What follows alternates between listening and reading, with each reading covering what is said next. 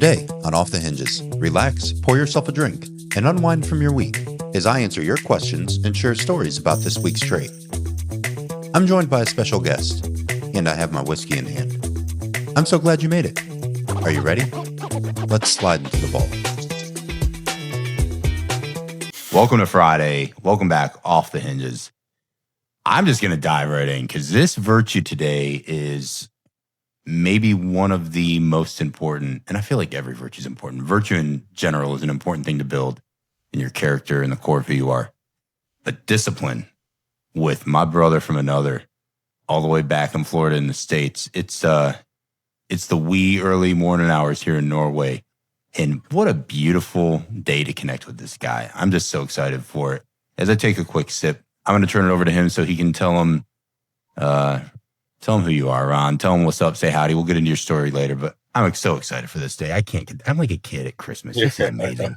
Over to you, man. Say what's up. This is too good. Hey guys, I'm Ron. I got the privilege to serve with Josh in the Marine Corps, a bunch of other solid dudes. God's first in my books, born again Christian, and father of two beautiful daughters. Yeah, man. So good. We're just going to dive in today because you have such a great story. We have such a rich history. I don't even know where this is going to go, man. It's going to go where you take it. It's going to go as short or as long as you take it. But we're going to start off with the most important thing, as always. What are you thankful for this week? Thankful for, I know it's a cliche answer, but everything. Just truly blessed. My daughter's turning 11 this weekend. Amazing. It's crazy. It's wild. Yeah. I get the opportunity to talk to you, which is really cool too. I know we chat every now and then. It's hard with distance and time changes and stuff like that, but it's really cool. And grateful I made it through another week of work. Man, that's so good. That's a great answer. What are you thankful for? Everything. Yeah. Hey, if you can live that way in life and really live that way in the ups and downs, that's a good start, man. Cool. So what have you been learning lately? Lately, I've been focusing on a lot more on gratitude. Just changing my attitude towards things. Just in general, I feel like there's subtle changes sometimes, and it can irritate you because you're so used to. I'm a creature of habit, so I like things being the way that they've always been, and like little things at work. We got a new owner, and some things are changing. Some things seem like they're going to be great, and some things might not as much, but that's part of life. I've had a hold on my barber's license because the application got messed up.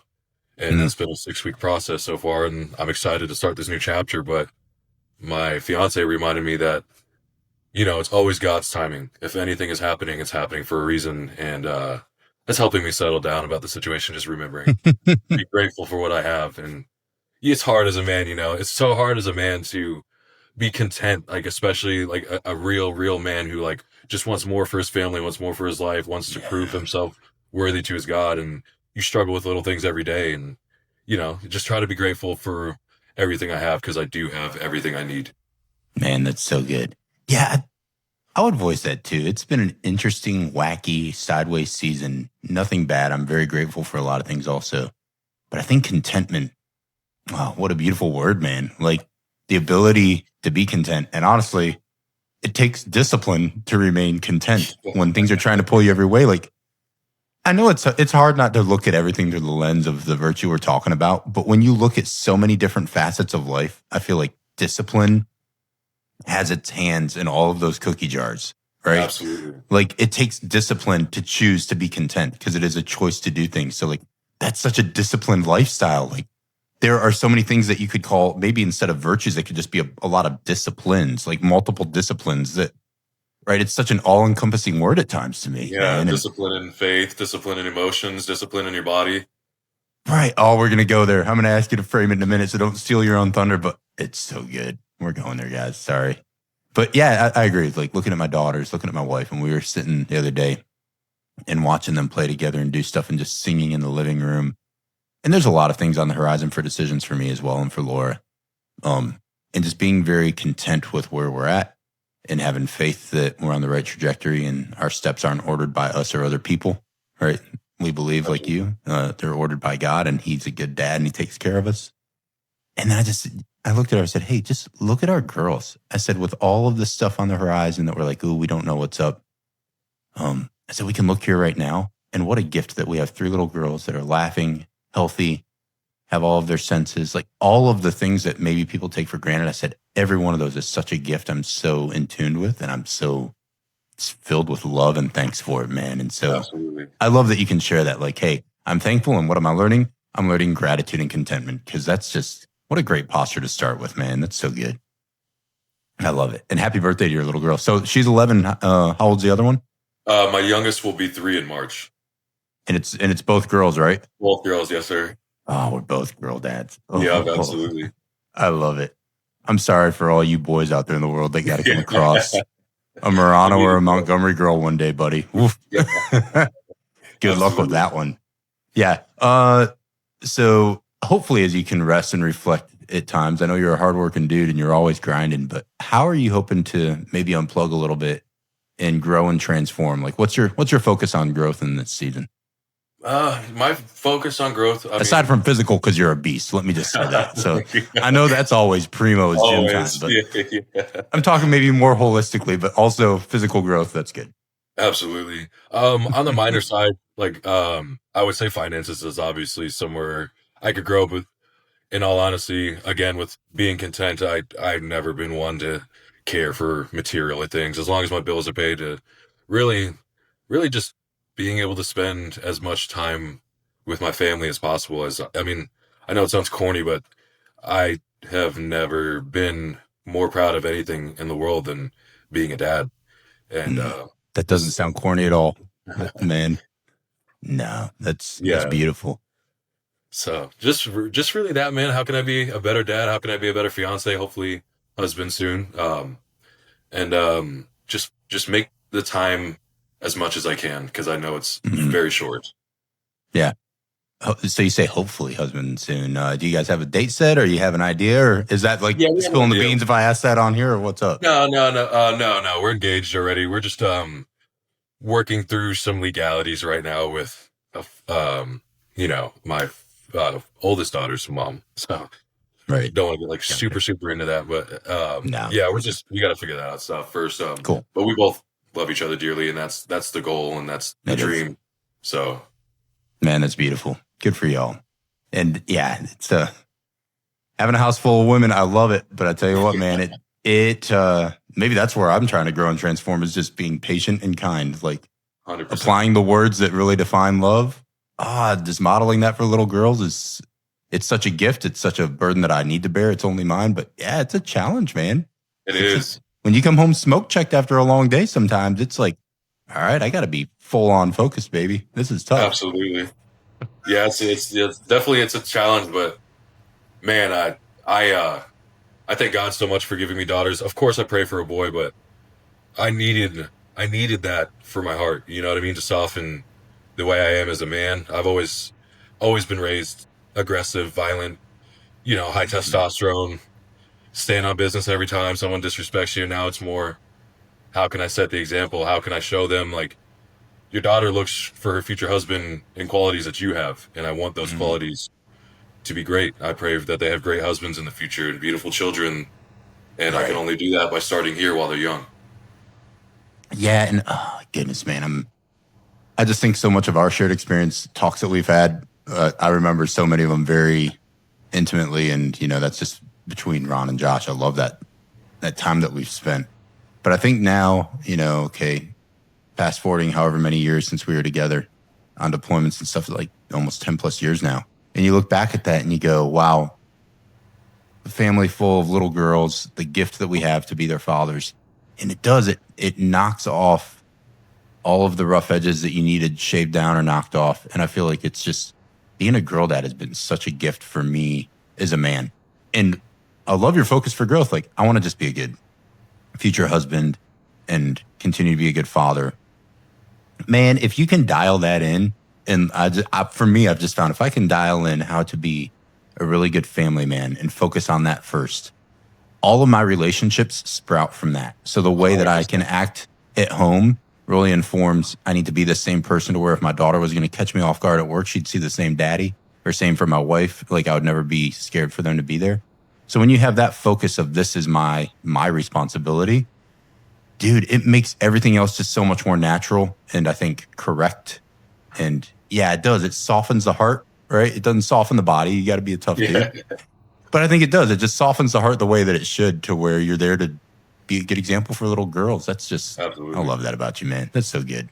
Your what are your girls' names again, if you don't mind me asking? Alice, Alice and Rowan, Okay. and then my Allison fiance's Rowan. name, Catherine.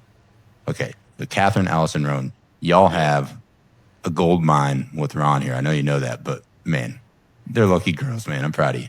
I Okay. appreciate it. So this is really important before we start diving into some more, because if we're talking about discipline today, if I was going to be like, hey, man, you got a really quick elevator ride to pitch someone your thoughts and your framework on this, because we're going to unpack it pretty deep today. But if you're just going to give a starting, maybe definition or framework the way you view it, what is discipline to you? I think, and I not to be like in an aggressive format, but I think discipline rules over almost everything in your life.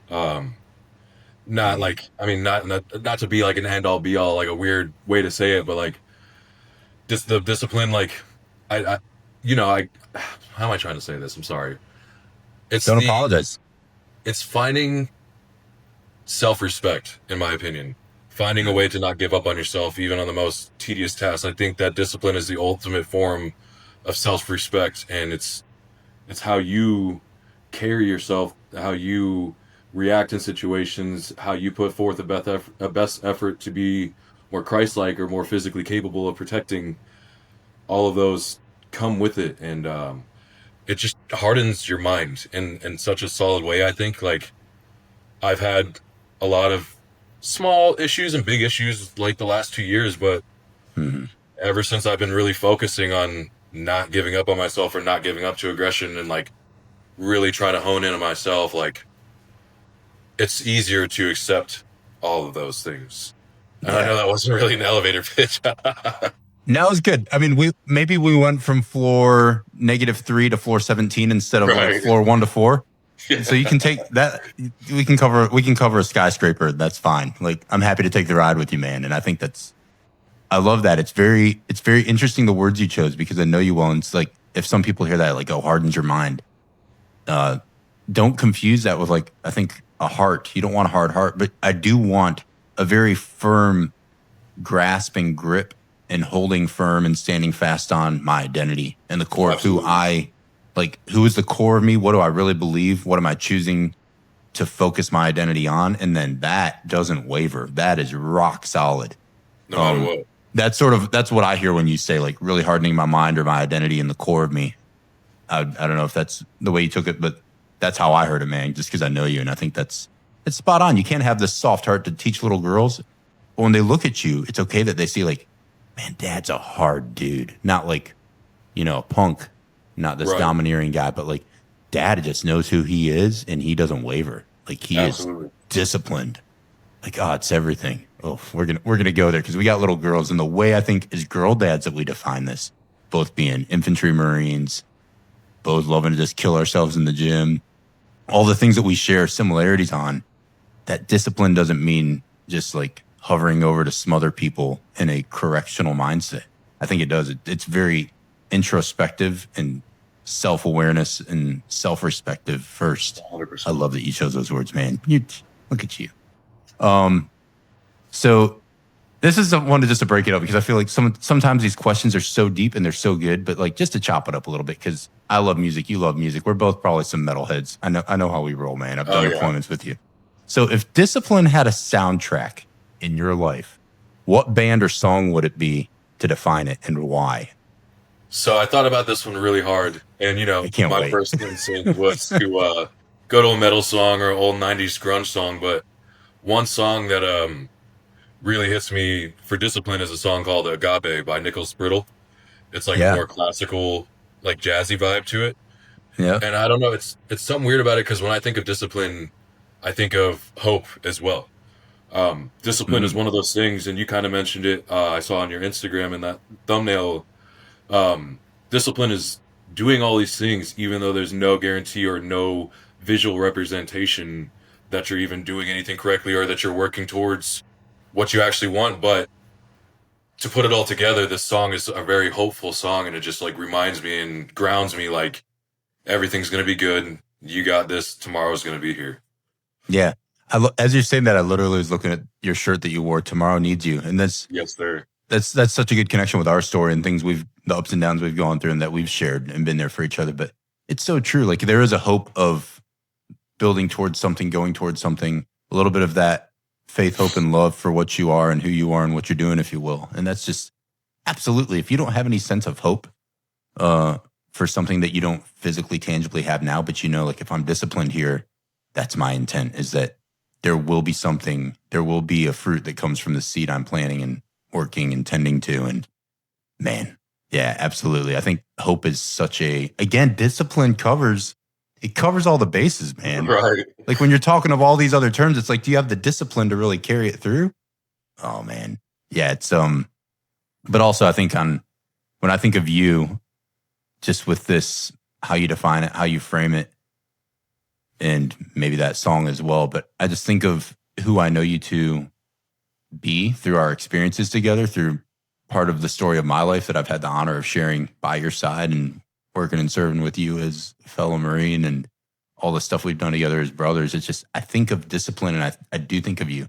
And it's really important because of course you self-selected this, but like this is such an important virtue and topic to me. It was one of the most important to my father, who's now dead as well. But it was just one of those things that he really raised me with a healthy appreciation of what this word means and what it doesn't mean in such a good way. Because I have two older sisters, so like he really framed it. I think the way that we're speaking of it today, and the way I know you'll unpack it. So me picking you to talk about this, I love your story, but I also I want to honor you with it because I know the way you view it and I love the way you live it because I've seen it. And it's important that if I share this with my little girls, and I'm not guaranteed tomorrow, even if I hope for tomorrow, if this was the last thing I left them on earth on a topic like this, I want it to be someone that I trust can like leave a good message for them that I like, yeah, that's the word you need to hear about this thing. So I say that to let you know up front, man, I love you and I respect you so much that it's like, this is a big one to me. So not to put pressure on your shoulders, you can squat a lot anyway, so you can handle it. But it's like, there is a lot of responsibility that we have to pass forward to our kids and to those that we love for like, how do we really think about and frame this stuff for you? That's a big deal to me. Absolutely. I love you back, by the way, and I really appreciate it. I know you do. And hey, man, you can't get a more meathead, intense guy than this when it comes to just like his physical discipline and strength. So for you young boys out there, or old boys too, who cares? Like, don't try to be so hard and punk and gritty that you can't just look at a brother and be like, hey, man, I love you. That is a sign of true strength and character to me. When someone can just easily do it and mean it. And I know this guy's like a ride or die for life, man. So yeah, this next question, sometimes we just park it here for a while. So you're going to sit here as long as you want to, or we'll go through it as quickly as you need to. But if I give you a blank canvas and say, write me whatever you want and tell this story, what is your story? The story of Ron Montgomery. What would you share? Yeah. So I was born in Virginia. I actually lived on Camp Pendleton at one point when my father was in the Marines. Mm-hmm. So long story short, and I want to first off clarify, I never tell my information for pity. I don't expect any sort of sympathy. And I also know that there are millions of people that have it way worse than I do. And I don't think that I had a bad life. I grew from every trial and tribulation. But I never met my biological mother. She was addicted to drugs. My father went to jail, a situation while he was in the Marines because of my mother, his actions and hers. Obviously, nobody's responsible for a man's actions but his own. So he met my stepmother, who I consider my mom. She had 3 children already. We moved to Florida. Life growing up was a little tough. We didn't have a lot of money, obviously, not a huge deal. My dad was kind of aggressive. He had a very rough childhood, and I'm not making excuses for him. But, it came out on us. He was a hardhead Marine from freaking, I want to say the 80s. I'm kind of bad at that. 80s, early 90s. And my mother is a Marine as well. But, just not necessarily normal stuff. I lived in fear quite a bit. Fear ran my life for a while. I felt kind of outcasted because my mother came into the picture with 3 children already, who I Yeah. love. But it's just a weird dynamic Yeah. when one person has 1 kid and the other person has 3. It's like your attention gets drawn away from that person because now that it's not like a favorite situation, which it doesn't have to be, obviously. But at one point, you Right. feel outcasted. And I used to go to like hardcore shows growing up as a kid, get into a lot of fights. I would take my anger out on other people, which I know is not right. I never had a not fair fight. I always let somebody know it was going to happen. Um, when I was in high school, I got kicked out. I was lying to my dad about going to school when I was skipping. This is when I first started getting into drugs a little bit. Nothing Mhm. crazy. So I lived behind a gas station for a while as a teenager, which was scary. Yeah. It was tough. Luckily, like 2 weeks before high school ended, like 3 weeks, 2 weeks, a good friend of mine's family invited me to stay with them to see to it that I graduated. Mhm. Uh, I ended up graduating, crazy enough. um, Good job. Thank you. That was also a somber experience too because my father kicking me out because of the way I was behaving at school, he didn't show up to my graduation, which kind of sucked. Mhm. Um, but after that, I moved in with a friend of mine who was 25 when I was 18. Started drinking a lot, going to bars, joined the Marine Corps, um, met you guys, which was one of the greatest things I've ever got to experience in my life. I think about it every day. I got pictures up in my room of the whole platoon. Yeah, Um, man. After the Marine Corps, I had an issue when I was in the Marines after our second deployment. I failed a drug test completely. My bad decision. I was an idiot. I still love the Marine Corps dearly. I still hold it Mhm. in the highest regard, highest standard. Got out. Transitioning was super hard, especially not with, I can't go around and be like, oh, I got an honorable discharge. I was Right. outstanding. And I don't think I was a bad Marine by any means. I just made a very poor decision at the end of my 4 years. And Man, I let me just inject. Let me inject real quick. I don't normally interrupt, but I need to just let you know this. Like, I was your commander going through that time at the platoon level, and like you were quite the opposite of okay. I was an okay Marine. You were a fantastic Marine. Like, thank you. no, and I mean that sincerely. It's like so many of us brothers still talk about you, and it was a great group of guys. But I need you to hear that like you were and still are an outstanding man, an outstanding Marine. Everybody makes choices and has their pitfalls, but it was an absolute honor to serve with you. So you need to know that. Like there is no shame in who Ron is. And Absolutely. please continue, but you need to hear that before you keep going, man. Appreciate Don't even question that piece, buddy. it. Thank you. Um, so when I got out, I was super, super down on myself because my mother and my father were both Marines. I had 3 uncles that were also Marines. And it was just one of those like weird things like, damn, I can't believe I really messed that up. And Mhm. so I went spiraling down for a while. I started selling drugs, got super addicted to drugs. Um, Went to jail twice. Nothing too crazy. I got adjudication withheld. Thank God I'm not a felon. I was able to finish my probation. And going to jail was it helped me sober up. I was on really hard drugs. I was, you know, not to be like too graphic, but using needles and stuff like that, which is Yeah, man. insane to think about now. But I went down Sure. this really deep spiral. I mean, when I got in the Marine Corps, I was a solid 220, and in that first 2 years, I dropped down to like 140 pounds, soaking wet. Oh, wow, buddy. Yeah. Yeah, and so after I got out of jail, I started trying to get my life back together. Then I found myself drinking again all the time, and at that point, I was doing cocaine, and that was the biggest part of what led to my, traumatic downfall, well, the Right. attempt at my own life, and that was really, really eye opening and such a weird thing, and like sometimes I just get emotional randomly, like I'll be in the car driving to work, and I'm like, dude, I'm so happy I survived that situation. I'm Me so too, my happy man. that. Thank you. And that was really what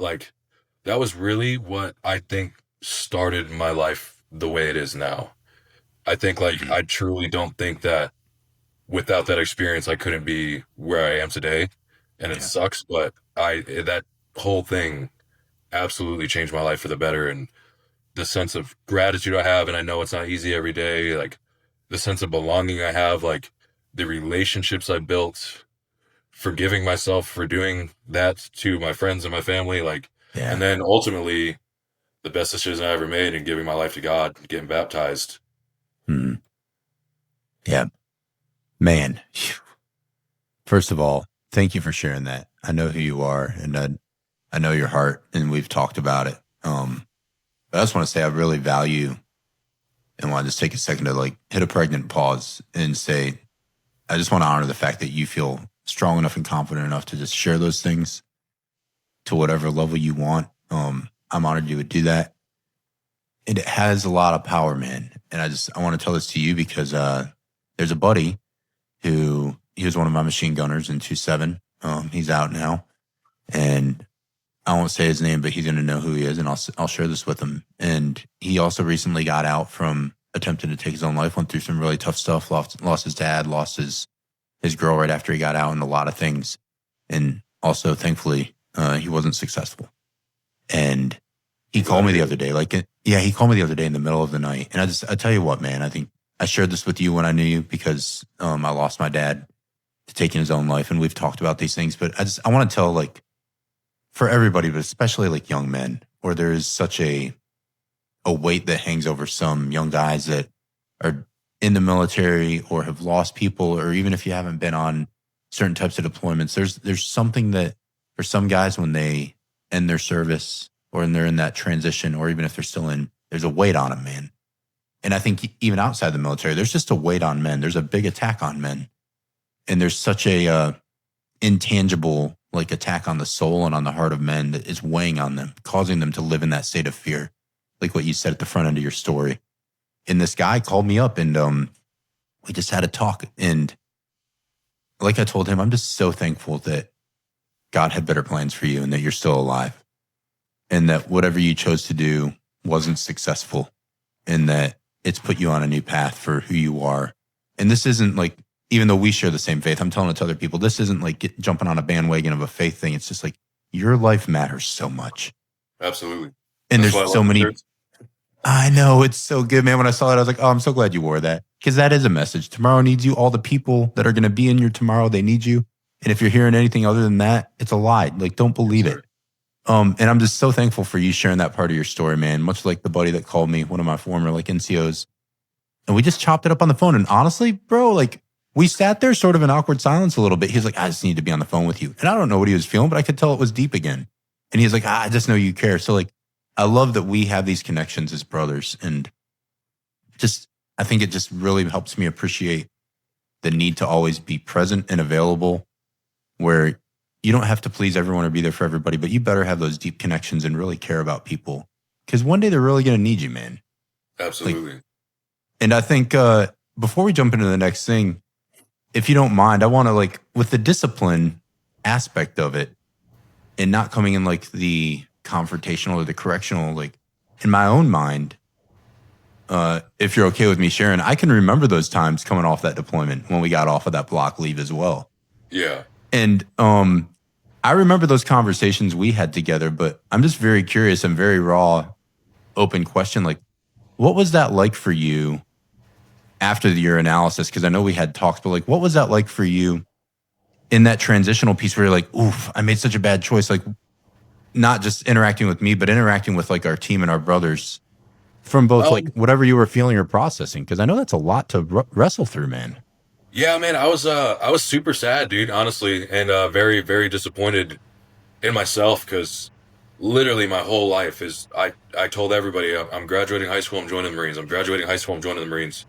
It's the only thing I knew for certain I wanted to do, and my other dream was to play catcher for the Orioles in Baltimore. But when that all came crashing down, I'm like, damn it, dude, what did I do? And for nothing. And then my other reaction is, dude, I have like, and I know I wasn't like, I know I'm not freaking, wasn't the most outstanding NCO or anything, but like, I know there was some of the guys that like look up to me. I still talk to some of our junior Marines, and I was like, damn, dude, I let my guys down. I let my buddies down. Like, you know, we had studs in that platoon. We had Kerr, Bishop, Baker, Doc was amazing. You were amazing. Gunny, Forrest, Garrett. Like, we had animals, and I obviously there's more than I'm, you know, it's a long list, but you could sort of give our whole roster and just be like, they were all like, no lie, like everybody on that roster, man, was amazing young men and Marines. They really, 100%. Really were.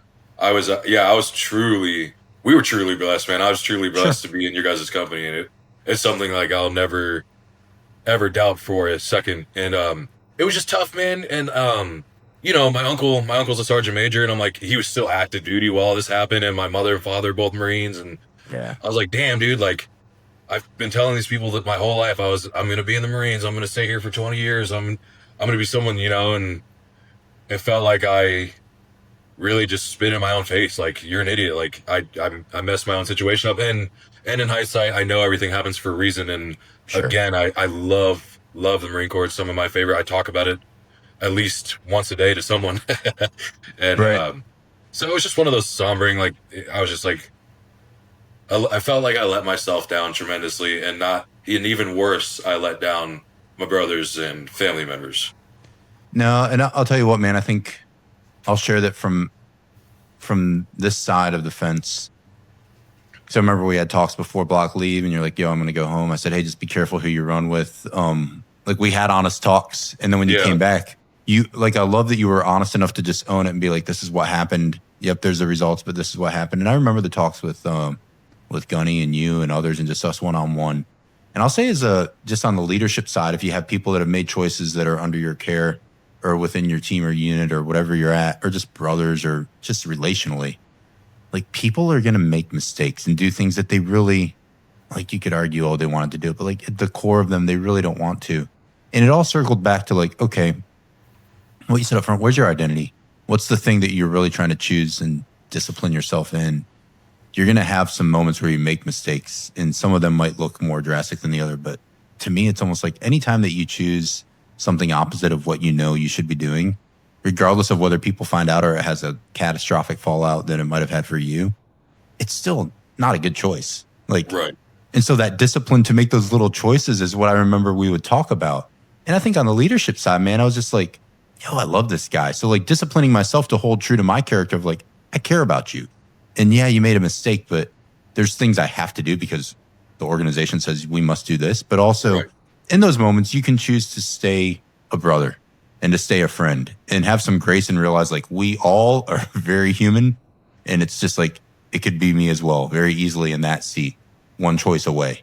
And I think the more I live and the more I've even made my own mistakes, it just teaches you to, I think, almost have this discipline of being gracious and choosing that and choosing love when people like you really see people that have made a mistake and you go, man, you know what? I'm going to be your ride or die still. Cause even if you did it against me, which you didn't, like, who cares? Even if you offended someone, like just that choice to really still be there for someone. Cause I think that's so much of my story with you and other people. And people have been like that with me when I made really bad mistakes. Like, man, when you make bad mistakes, you don't need people to fall away. That's probably when you need to Absolutely. see who's still left standing. And those are the people that matter most. And thankfully, all the guys still took care of me, made sure I was good, and checked in on me. It was honestly, that was probably the best part. Was like I didn't feel like I lost any friends or brothers, and I know I didn't. Yeah. Everybody, of course, there's that disappointment. Like, dang, you could have done so much better. But at the end of the day, like I was just like, and the whole time too, I tried to keep the most positive attitude and still be a Marine and not just let it destroy the last couple of months I had with you guys. So I think No. it ended up working out. Absolutely. Um, and we'll circle back to other stuff because there's so much I can unpack for all of you, and we'll get into some of it with Ron and just fun stuff on deployment and like the crazy workouts me and the scout have together. We'll get there in a little bit because like I still remember those. There's still Oh, probably some of dude. my, and sometimes it was just me and you, but we'll get back to what we did in a little bit. So you guys stay tuned. But next, so out of all of the virtues, because you picked this one, and I'm glad you did. But there's a list of like, hey, these are the options we have to talk about. And you said, discipline, like right off the cuff. You didn't even skip a beat. You're like, that's the Yeah. one for me. So why is this the one that resonates in the message that you really want to marry your voice up to today for everybody?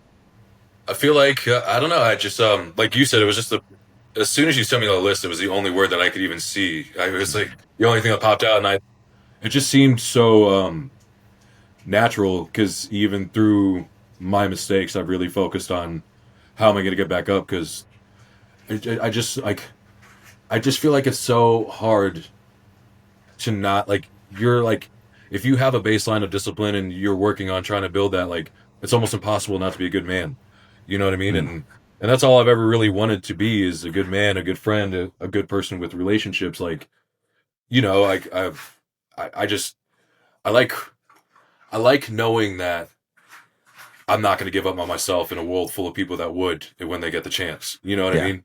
Yeah. And that's not a lot of people can't say that. And it doesn't have to be, you don't have to be a lunatic and go to the gym at 3 a.m., but like little things, like if you have kids, making sure you're, physically fit to protect them, or, spiritually fit to guide them in the proper way through this world, Mhm. and that we know is just crazy sometimes. Or emotionally fit for your partner, emotionally fit for your children, to set an example. Like, all of those things fall into discipline. And I think, like, to be a disciplined man is something I want more than anything else, because I just don't think you can build any sort of foundation without, on most things, without some baseline of discipline. Mm. Man, I could just clip that out and pack it up and go home. And that's just, even that alone is just a thick, meaty steak. And y'all would have to like tiny bite sized pieces to let that one go down. Man, that's absolutely, I agree with you. It is, it's so foundational, and it sort of covers like an umbrella so much of who you are. I remember when I was younger, my dad gave me a book. Um, and it was one that he read. And the name of it was Disciplines of a Godly Man. And then like every chapter talks about a different discipline, right? So like the overarching thing is discipline, but then sort of the twist on the word of like all of these little micro disciplines that you should be focusing on. But I just remember it was so much a part of who he was. And he was such a good dad. And he was so calm and patient, but physically strong, but emotionally like tender for us as children, and loved his wife, my mother, and all these things that he modeled that I just got to observe. So he would tell me things, but then I would just watch them, and it merged together, and it actually complemented each other. And when I think of my dad, there's so many things, but I think of like, man, what a disciplined man. And so I think the healthy thought that comes to mind when I think of my father and I think of this word, it's not a discipline like, oh, he was always disciplining me, or he was just like trying to beat the tar out of me. No, man, like when I think discipline with him, it was just I'm thankful for that experience. Like I said, even though he ended his own life and he made bad choices in the end that aren't something that I would want to model or emulate, there's so much of a goodness about who he was too that I can draw away from this word and who he was as a man. And I think, yes, you nailed it. Women also can be disciplined. Every human needs to be disciplined, but there's something about being a man and a leader of a family, or a leader of your own self. Like, men in this world today are lacking. I love something you said, like the discipline emotionally. Right. Like there's so many men that try to be disciplined, so they just want to show you what their PR is in the gym. And I'm like, cool, man, but like inside you're a wreck. Like you are an absolute tornado. Like, so you can look all disciplined and chiseled and strong or whatever, but like, are you really disciplined? Because like when I talk to you, you're like a loose cannon. So Right. it's everything. It's all of you. Oh man, it's so important. So speaking of that, because we all have our tornadoes inside, I think when you when you look back on storms in your life that you've survived, whether it's physically or mentally, emotionally, spiritually, whatever, whether it's physical things that might have threatened your life or just ones that you sort of like felt numb inside, what stands out as the places where discipline first started to actually like take root coming out of those storms and shaping your new trajectory? So, there's always like little things. But I think like the main one, like, so when I was in the Marine Corps, I would consider myself disciplined, but at that point, it's almost an occupational discipline. It wasn't something that I was striving for. It was more something that I knew and I was bred to be, and so I emulated it that way. But it wasn't really until, after everything was all said and done, after having gone to jail, and after having addictions and overcoming those addictions, really, like, the big pivotal point, and like, not to be grotesque or bring it up again, was the suicide attempt. When I shot myself, it was just so wild, dude. Like, my girl was in the room when it happened. I had to be bay flighted. I was in a coma, and when I was in that coma, like, I put it on my life, like my soul. Like, I feel like God showed me what my eternity was going to look like, and that's kind of why He gave me a second chance. And I think that's what my calling has become, is to be more evangelical and more of a role model, and along with family and friends. And that's what like I strive for so much. Like you won't ever see me in a room without a smile on my face unless I'm not the only one. If I'm the only person in there, yeah, maybe not. But like, I Yeah. just, like that was just such a opportunity. Like it really showed me first off how much Jesus loves me for giving me a second chance, but how much love I need to be putting back out there. And I Mm. think that takes a lot of discipline too, because it's not easy, man. Like I work construction. I've been working construction the last 7 years after the Marine Corps, and like my body's falling apart. I got 2 kids. I hate waking up at 2:30 to go to the gym, but I know if I don't do that, then now I'm gonna go work all day till 4, and then I'm gonna go to the gym, and now my daughters are winding down, and I don't get to spend time with them. So like I'm like, all right, well, I have to sacrifice for what I love, so that what I love Mm. doesn't become the sacrifice. And then Oof.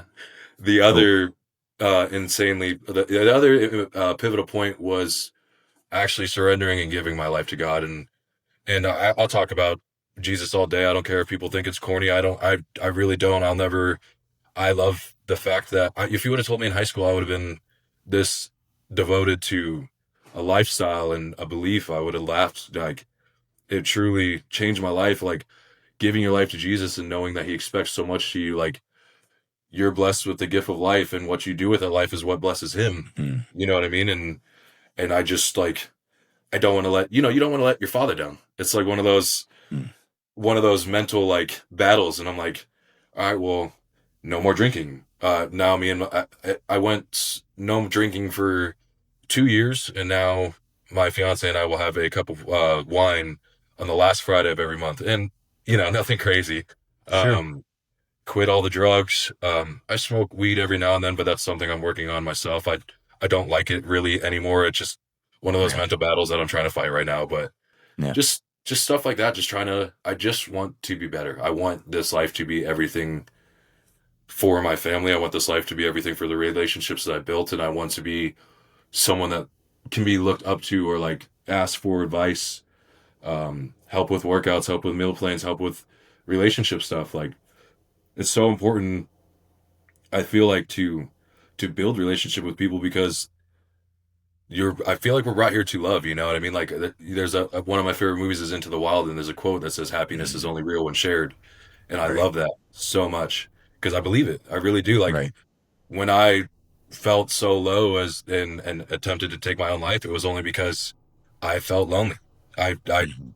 I missed, and no weight is on anybody but myself, but like all of you guys are in different states and different countries. I live all the Right. way in Florida. Most of our guys are from out west Right. or stayed out west. And then, there's times like, I don't know, man. I just, I never really had like a super close relationship with my family. We've talked about it a million times. And that was just Right. one of those things, man. I'm not trying to, my dad didn't know how to handle the situation, but before it happened, I told him I was going to do it. And there was no Right. response. And it felt crazy because that's, my dad's my only real blood. My mother, I love her to death. She's my mom, but she's not my birth mom, Right. and I know that Yeah. doesn't necessarily matter, but it kind of does in your head. It So it was does. just It heavy. matters. Yeah. I would say it absolutely matters. And I'd love you.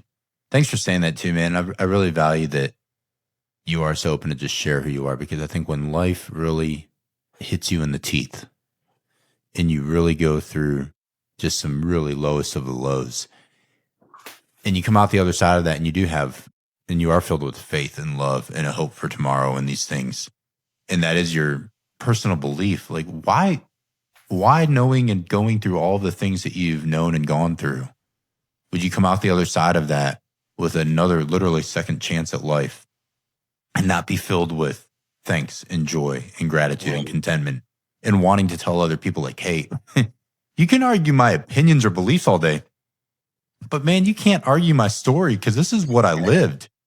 And like on the other side of that, that's who I know you to be. I talked with Pat about it. Like, you are one of the most positive guys we know. And it's just like you walk into, and that's who you've always been. You walk into a room and you just light it up. Everyone loves to just be around and be with Ron. And it's not like you're like, oh, I'm the funny guy, but it's an energy that you bring into things. And I would say even that is a choice, because I know you've had your low times, and it's not Yeah. just a masquerade over any like deep inside hurt. It's just who you choose to be, it's a gift you have, man. Like the joy you can bring into other people's life is a gift. And so like the opportunity for me tonight at a really early morning hour, right? 2:30 to go to the gym, bro. Yo, that's crazy. I do early, but sometimes I've done that if I'm just awake and not sleeping, but that's bananas. But I love that part of your story where it's like, hey, my priority is being a dad and being a good fiance. And there's things I need to do for them once they wake up. So if I want to take care of me and if I want to discipline myself to be strong holistically for them, I'm going to have to make a sacrifice so that they don't become the sacrifice. And that's Absolutely. such a beautiful way to view it. Like that is what fuels you. So when you look at a man like Ron, you're like, man, how are you just so physically strong? And where do you find the energy? Well, don't forget where his focus is. Like it's on the ones you've been gifted to care for and Absolutely. to groom and to mold.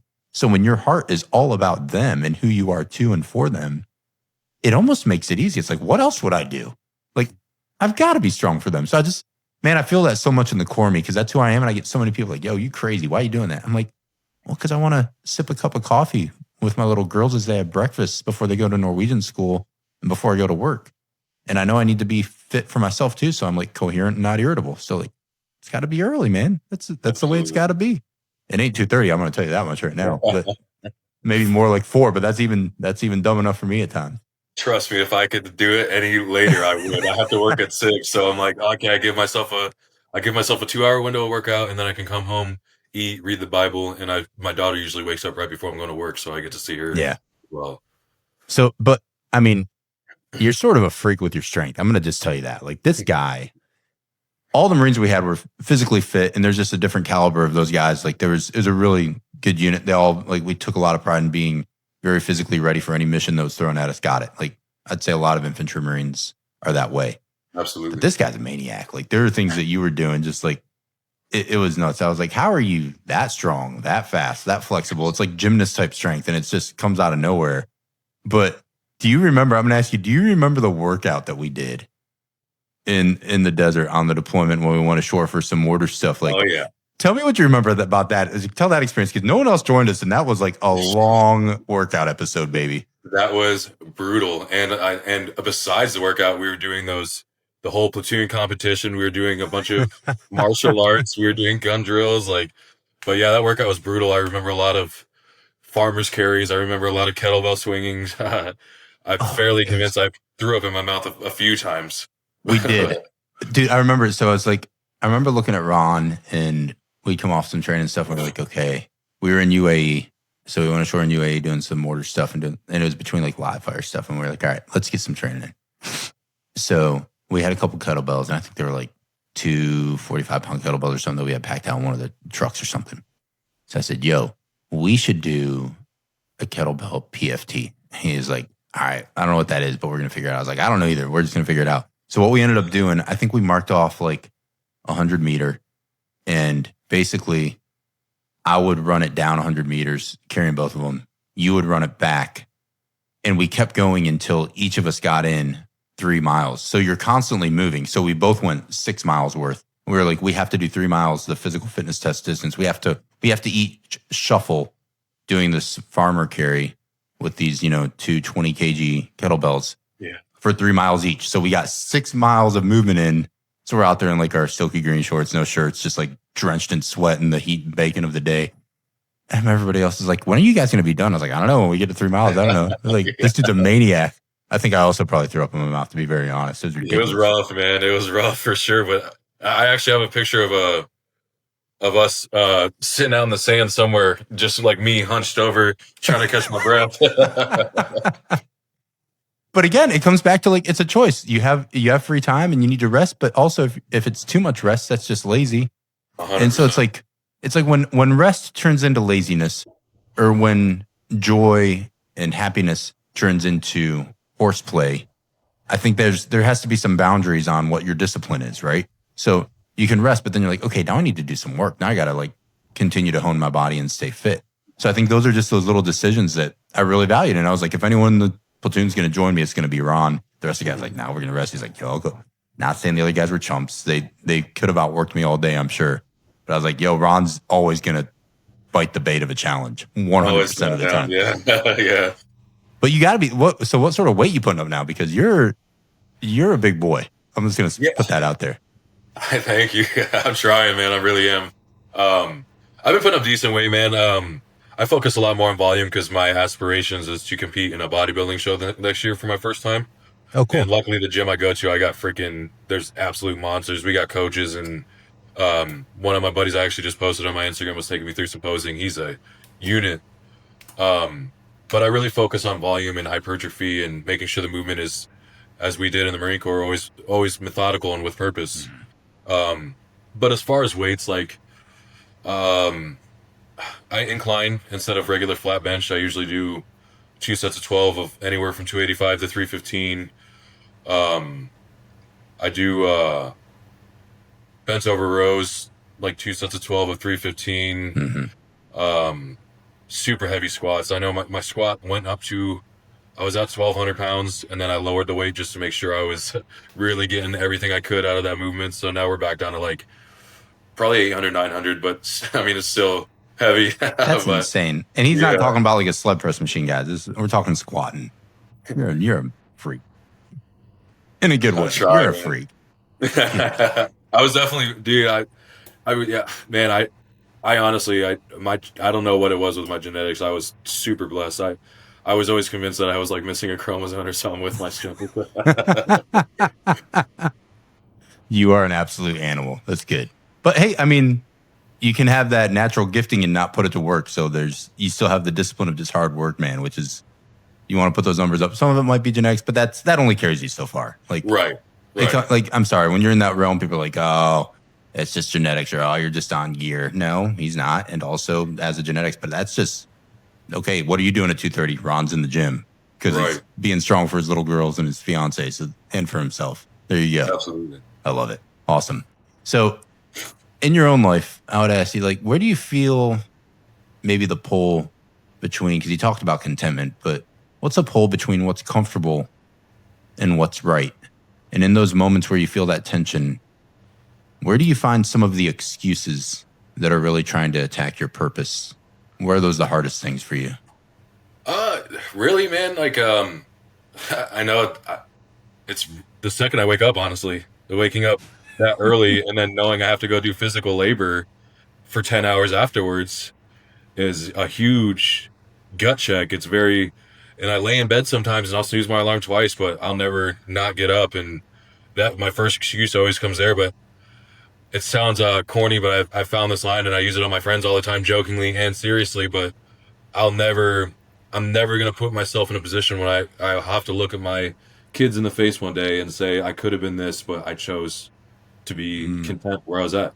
And it sounds stupid, but it's such a driving force because like I would just never want to have to say that to my fiance or my kids. Like I want them to know that they have a man that's willing to go above and beyond, or willing to make sure that he's checking himself, he's checking his ego. And I know it doesn't seem like that sometimes because I'm not very good with words or showing my emotions. mm, And so like I try to do it through the way I carry myself throughout the day. And then, with work, like I'm just super excited to start this barbering thing. And with the small inconvenience of the application, like I'm super grateful for my job. I have really, really good friends that work there, but I'm tired, man. I'm tired of the construction life. Going yeah. from construction to being a daddy is no easy feat.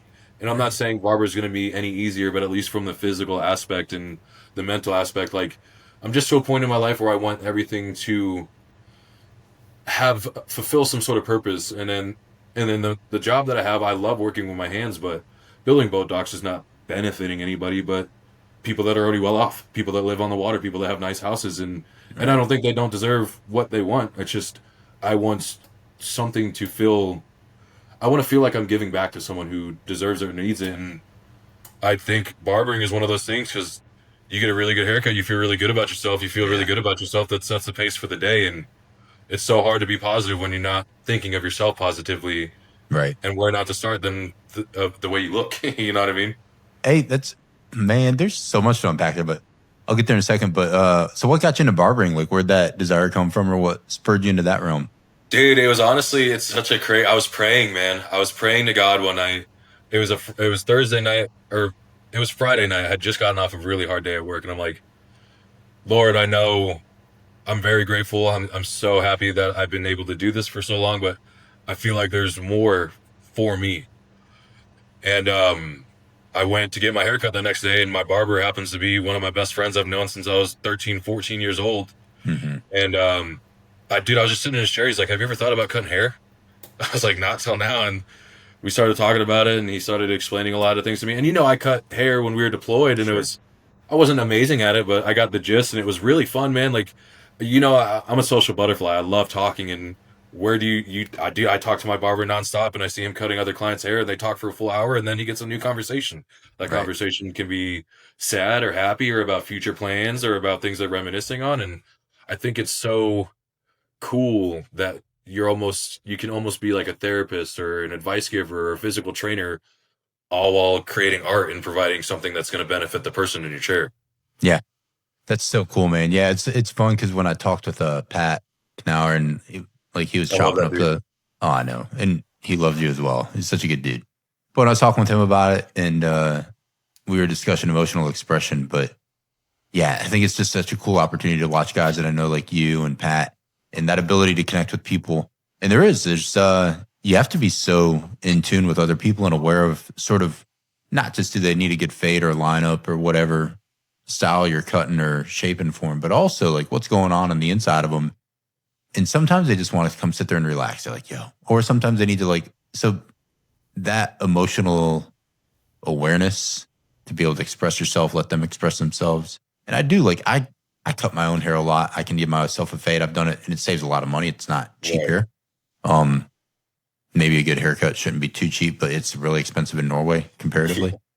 But sometimes I'll even look at my wife and I'll say, "Hey, babe," because I do the marine thing. I got to get my haircut once a week. Shave every morning, all the stuff we do, and I'll say like, and I always ask her permission. I was like, I know we got the money, but can I just like get my haircut today at the barber when we go into the little mall that has the gym and the other stuff, like the grocery store we go to? I said, because today I just don't feel like it. And it's nice to just sit down and let someone cut your hair for 20 minutes, 30 minutes, whatever. 100%. I said, I need that in my life, man. It's just an unplug. So if I'm going to cut it anyway, it's really obnoxious to hold a mirror in the mirror and be doing myself like a razor fade. And I can do it good. But I was like, I just need this. So it's like that ability to give someone a service that's your passion and you connect with them. That's so cool, man. I'm glad you stumbled into that. Yeah, that's Absolutely. awesome. Yeah. So, um, I think as we're going into sort of this next question, if you have an understanding of discipline and how it's evolved from sort of who you were younger in the Marine Corps through all the things you've shared, right? And through, yeah, a lot of ups and downs through drugs, some pretty gnarly stuff. And like you said, like attempting to take your own life and coming out the other side of that.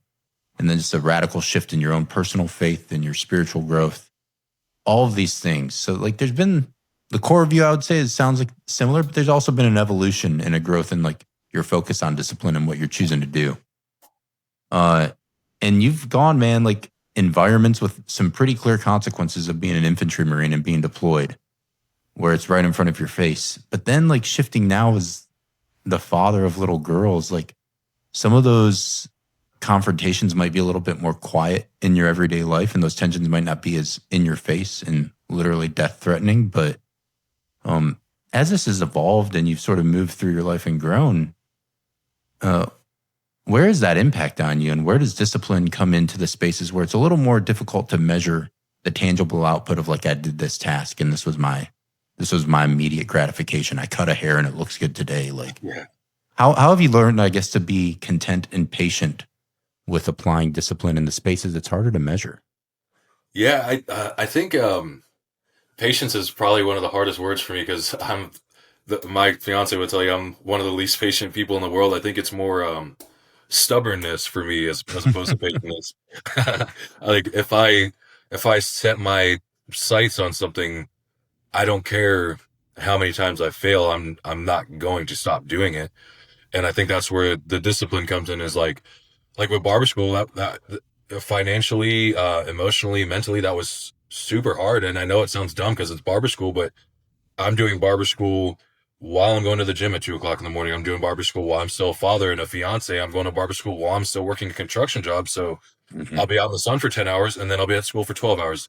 And I was doing it Monday through Saturday. My only rest day was Sunday, and Sundays for church and my girls. Right. And it was super. It was that one was really hard. There was so many days, man, I wanted to quit, and some days I was able to pull myself out of it, and there were some days where my fiance said like, "You're not," and dude, she's so awesome, dude. I like we're like we've had so many roller coasters. We've been to jail together. We've been baptized together. Like I couldn't imagine. There's a whole nother episode and story in itself right there. We've been to jail and baptized together. Yeah, Yo, that's she's my rock, man. Like that's amazing. I super blessed and just like every day, man. It's just I guess it's just I don't know. It's almost easier with kids to be like you don't have the option to give yourself an excuse No. because I don't ever. I've grown up and been disappointed. I've grown up and been hurt. I've grown up and been scared, and I don't ever want my daughters to feel any of those ways. At least not from me. I know it's inevitable in life, but Right. I don't want them to feel it for me, and I want them to know that when it happens, I'm disciplined in all these areas, and I can reach out to your heart, or I can reach out to your mind, or we can go practice whatever sport's frustrating you, or read the Bible together, pray together, figure out what's going on with the bully at school, kind of thing. You know what I mean? Right. I need them to know that there is no mountain or I won't move or river I wouldn't cross to make sure that they got what they deserved. Hmm. Man, you're such a good dad. I'm proud of you, buddy. It Thank is you, like brother.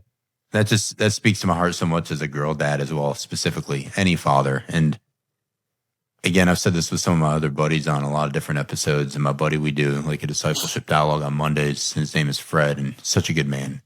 And I appreciate that sometimes when I talk and some of the people that might listen and I talk about the gift of being a father, I appreciate some people have tried to have kids and they can't. So like I try to hold that graciously and like, you know, yeah, I think that you can still grow exactly where you are and exactly what you've been gifted. And it's not a measuring contest or competition. And I know that sometimes talking about children can be painful for some people who may have lost them or wanted them or couldn't have them. But just speaking for me and trying to be gracious for those that aren't in the same situation or maybe don't want them, I I can't imagine not having my children in my life. No shot. Both because I just love them with all of my heart and my wife, but also because it has been the best learning experience and growth experience as a man for my character, for my discipline, and for the disciplines that fall underneath that big word discipline, the big D discipline, and then all the little disciplines that might fall out Yeah. of it. Man, being a father is everything because it is the North Star of like, if I need to check myself really quick, I'm going like, who is your little girl going to see or hear about? Or if I was gone tomorrow, like I do have the sense of, I love what you said about you're content, but you're just like stubborn or you're always driving. And it's interesting to me. And I'm gonna ask you a question: how you take these two different words, not to wordsmith it, but I think of them much differently, even though they're similar, because it sort of shapes my ability to be at peace, but also to never quit driving to be the best for them. Because I feel like I'm not guaranteed tomorrow, and I don't have much time. And like life is short. And then let's say 18 years, if they're out of the house, that's even shorter. Like Yeah. my window of time to really help love and pour into them it's gone. Right. And I appreciate that. And it hits me sometimes. Like I'll be driving sometimes and I just like well up with tears. Yo, I'm like a sap. I'm like Dude, listening to metal coming home from the gym. And then it's like, why is this guy crying? Like he's just right. lifted crazy weight, listening to heavy metal. And then he's in his car, just like, oh God. And but I think it hits you. Right. And 100%. when I'm going to ask you like your thoughts on these two questions. This one was a little bit off the cuff and off the beaten path from what we chopped up before we started recording, but contentment and then satisfaction or being satisfied. Yeah. To me, they're different. Like because one I think you can have, and the other one I think, I don't know. I don't know how I think about the other one completely or what you would think. So how do those differ? Like what's that tension between those? So to me, a satisfaction is, in my opinion, and not to put words in anybody else's mouth, in my opinion, it's way less significant than being content.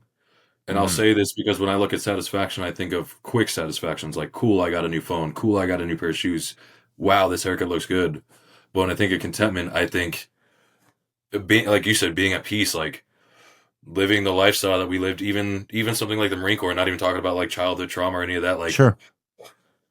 it's just like you're around all these dudes, and all these dudes want to strive to be better and to be the top of their class, and we're warriors. There's no other way around that. Like I know I'm a full bred warrior. I can get down if I needs to happen. Like I Right. choose peace, obviously, but um, I feel like contentment is like bringing a peace to that storm. Like Mm, like contentment is really like being like, okay, I did this, and with contentment comes gratitude and thankfulness, and you have to be thankful for all the things you're giving. Like we're blessed.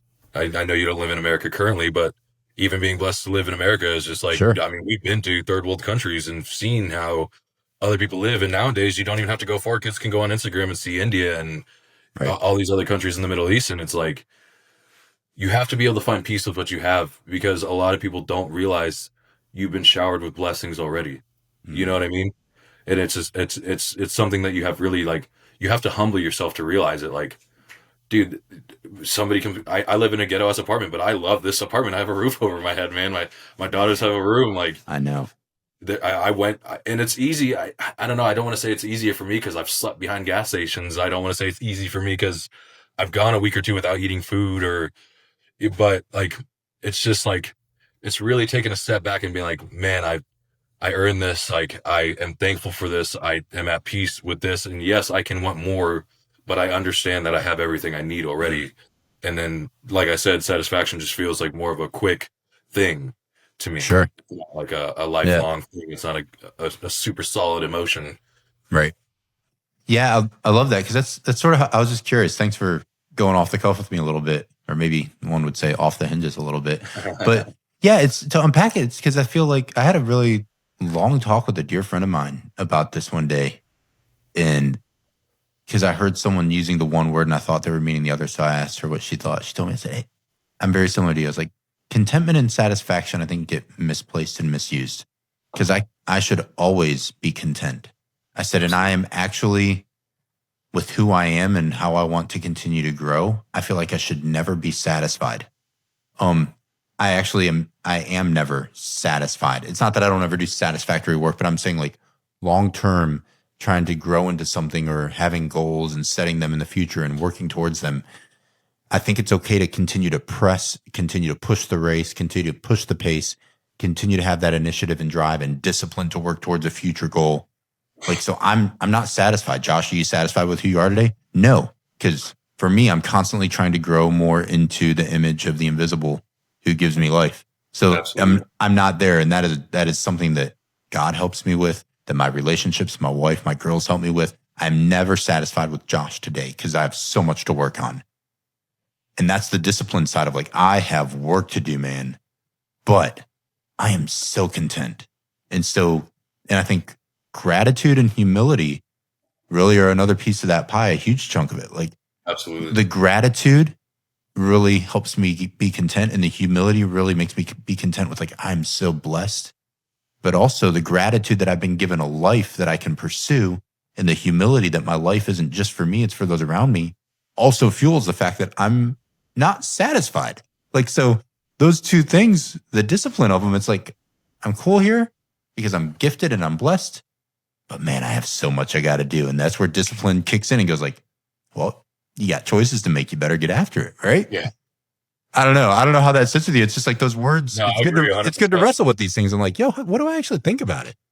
Yeah, I agree 100%. That, yeah, I absolutely, to a T. Yeah, it's good to be content, but like you said, I'm never satisfied. I know that, like you said, there's more I could work on, being more Christ-like, being more physically fit, being better at my job. Like, but I'm satisfied with the foundation I have. I'm satisfied with the home Right. I have, with the family I have, and all of that already. Man, and I love what you said.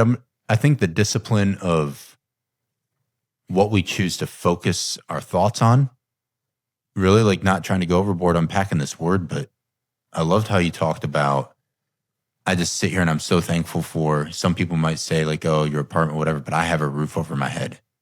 And I think your perspective of you have lived behind a gas station, and sure, everybody's has their own things in their stories, but that is such an important point because that was a life stage you were in, a perspective and an experience you had. And it gave you the ability to say, okay, now that I'm able to work hard, take pride in the work that I put in, provide a roof over my daughter's heads so that they aren't living, or I'm also not living behind a gas station. Hey, man, I think it really puts a perspective on the gifts we do have because fall into this comparison trap so much. And the ability to just step back and be so thankful. And I tell my little girls that all the time, like, hey, you're not going to love every meal that we make for you. But I said, you just got to trust daddy that you have never missed a meal a day in your life. And you have so many things in the cupboard that you could grab a snack or a fruit or whatever if you wanted. And I said, I know you girls are thankful girls, and they really are. They're great. But I said, daddy has been in a lot of places where people are starving or where they may be missing meals or, it's difficult to even have a place to live. I said, so all of these little things that you just have so freely, I said, I really hope you appreciate that there's children in this world that are dying because they don't. Yeah. I said, and I don't want you to think all grim and solemn and, but I said, it really, when you've seen that or personally experienced it, like you've done both, I think it just levels it out, man. And you're just, every little meal, when I take a bite, I'm like, I find myself just very naturally being like, I'm so thankful for this meal today because I have food and it's the product of my hard work. And I was able to do this for my family. Man, that feels good. Absolutely. There's just, you can take pride in that is the immediate fruit of these little disciplines of I woke up today. I didn't hit snooze again. I went to work. I made an income. I purchased groceries. I have a beautiful wife who helped make the meal for the family or something. Every little thing that I just said is such a rich gift, right? And how often do we just scream through a day and miss all of it? Yep. Like it's nothing too. Yeah. I'm not going to second thought. Like it's nothing, man. So yeah, I think as we wind this down, dude, I could just keep unpacking this with you all day long. Maybe we will, maybe we won't. I don't know. But as we wind this down for the question side, if you were going to walk away from this and either say, man, I wish we could have addressed this, or you would have asked me this question, or I would have left this with you. Based on your story, what we talked about, what's been stirring around and kicking around, what would you want to leave with people on this topic? Or what would you want to leave? Maybe let's put it more Ron and Josh. If this was the last talk we ever had, and this was the last thing we ever did on this earth, I'm going to put it real. I'm going to hit you in the chops. I'm going to hit you in the heart. What would you want to leave to your daughters and your fiance about this discipline conversation and what it means to you and what you hope to gift to them through it? And you can sit with that one as long as you want. But first and foremost, it's always going to be to walk with God. That's the most important aspect, I think, in life in general. It's almost impossible not to truly be in love with your faith and following that correctly. It's almost impossible to not be a good person. And at the end of the day, that means more than anything else is being a good person. The second thing is the gratitude. Always being grateful, always knowing that there's people that beg and cry and pray and plead that they had, even if it's a chance to go to the gym, even if it's a chance to eat dinner with your mom, or there's this quote I love. It's from The Office, actually, one of my favorite shows, when Andy Bernard said, I wish there was a way to know that you were in the good old days before you left them. Cool. And I think that goes with gratitude. I get emotional sometimes thinking about the bond we created in the Marine Corps and how much fun we had and how much it sucked sometimes and how much we learned and got to watch each other grow. And I'm like, those were the freaking good old days, dude. And I was just like, obviously there's still good days to come. Right. I love my family and they provide me every day with a good day, but just to really hone in and be grateful and realize that nothing is promised. You might not get tomorrow. You might not get this opportunity again, and it's just something you need to be humble and realize all of this is so amazing and so worthwhile, and it's crazy, it's wild, it's a weird ride, but dude, I wouldn't change any aspect for anything, because I couldn't be me, I couldn't be the dad, I couldn't be the Marine, I couldn't be the brother, the friend, I couldn't have relationships like I have with you and the other brothers that we served with, really just appreciating all of it, because it could be gone so quick, and you are so blessed. I don't care if You have a freaking studio apartment in the hood, man. Like, you're not getting bombed. You're not getting shot at. Like, you have your limbs. You have the opportunity to better your situation every day. And just really digging deep and not giving up on yourself and respecting yourself and being disciplined to take action. And it doesn't have to all be at once. If you're addicted to a bunch of things and not finding time to work and this and the other, just take it one step at a time. Mm. It doesn't it's you're not it's not like a competitive race. I'm not here to compete with anybody. I want to see everybody win. Oh, I love that. And man, no, thank you for that. And for your soon to be someday wife and little girls. What a gift to leave them with your voice. And I'm honored. I'm just honored that I can share this space with you, man. And of course, I love you and I'm honored at our friendship and the connection that we have. And I would encourage people, just take an opportunity to connect. Like whatever I do here on this platform, whoever it reaches or whoever it doesn't, it's ultimately like what we talked about. It's for my girls. It's for my family. It's to leave my heart in conversations with people that I really love and respect and value their voice and their perspective like I do with you. And just give it an opportunity, because I'll tell you what, man, the discipline of even doing this and continuing to do this in light of a lot of other things I got on the plate and things that are going on, I could always find an excuse to, oh, not, or maybe I could just take a beat. But right now, I'm not saying this will go on forever and ever and ever, but right now, what I'm doing and what I'm trying to gift and leave and develop and grow and cultivate, it's important to me. And I've been given this task in my heart that this is what I'm going to be doing, right? So like it is for Laura and Aria and Alessia and Karina, my girls, my wife and my little girls. I love them. They're everything. And it's always for you. And I feel so pressed. Maybe there's episodes where I've forgotten to say that, but I really don't hardly ever if I do.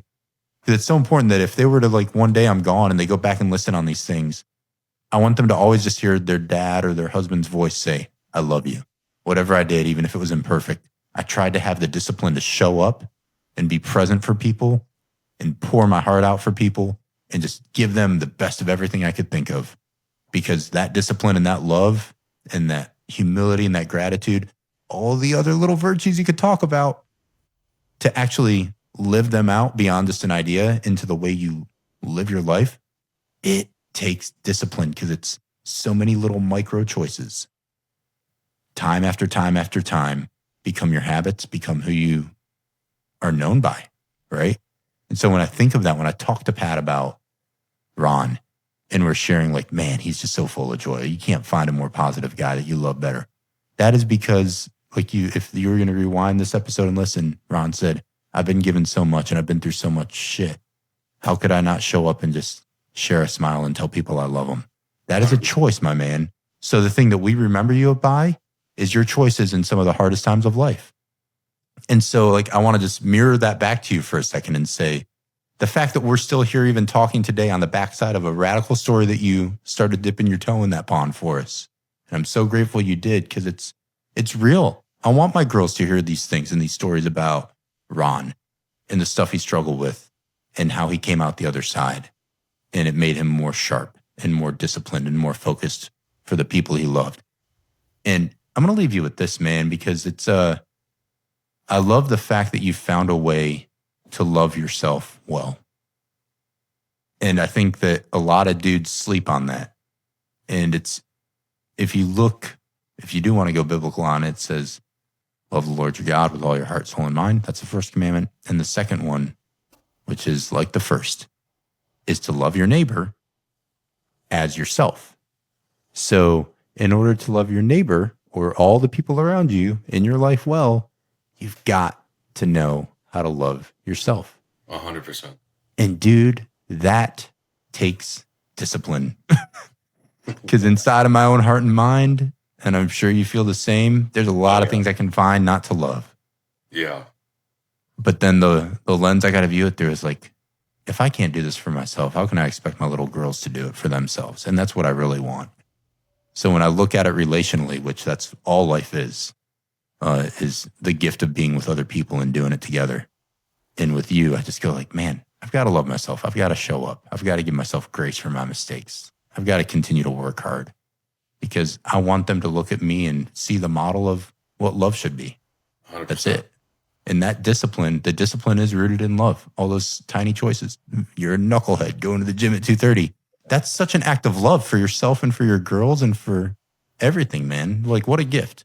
So I need you to hear that, man. I'm so proud of you. It's the little disciplines of the things you choose to do and be for others doesn't go unnoticed, man. And even sharing this space with you today, tonight, whatever time, whatever hour it is for both of us, it's such a gift, man. And if this was all I ever did on earth was this one talk, I think it would just, my heart would be full, my man. I love you so much. I love you back, brother. And I do want to take the opportunity too, man. I know all your friends and family know, but I'm just so blessed to have gotten to meet you, dude. You've always been such a solid leader, and I know it's just wild, man. Like, you came to our platoon, and we were all nervous. We were getting this new guy, and we had Lieutenant Moyer, who was a freaking unit. But then, like, you really just set the pace, and like having you as our commander, like, really just was eye opening, because I'm like, damn, this guy really, really wants what's best for all of us, and he really wants us to mature as men, and he's honest, and he's vocal, and sometimes he's a hard ass, but it's all out of love. And sometimes I was like, I appreciate you so much, for real. Yeah. I love you, brother. Well, on that note, we're so glad that you guys joined us. We could go on forever, but maybe for the sake of you and for Ron, who's going to be up at 2:30 in the morning going to the gym, all good things must come to an end. There's got to be a season for everything.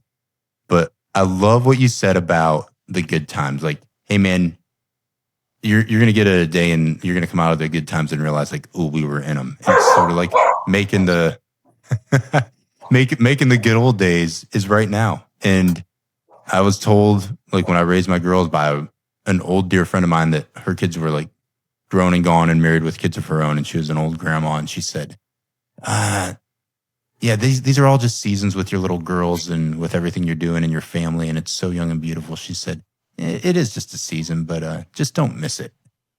And I was like, oh, that just stuck with me, man. Like, yeah, just sitting in the moment. So for today, I'm so glad that you're here. For those that are dialed in, joining and listening, I love this man so much. If you're in Florida, go check him out. Get faded up, get lined up for him when he becomes a licensed barber. Go sit in his chair, chop it up with this dude.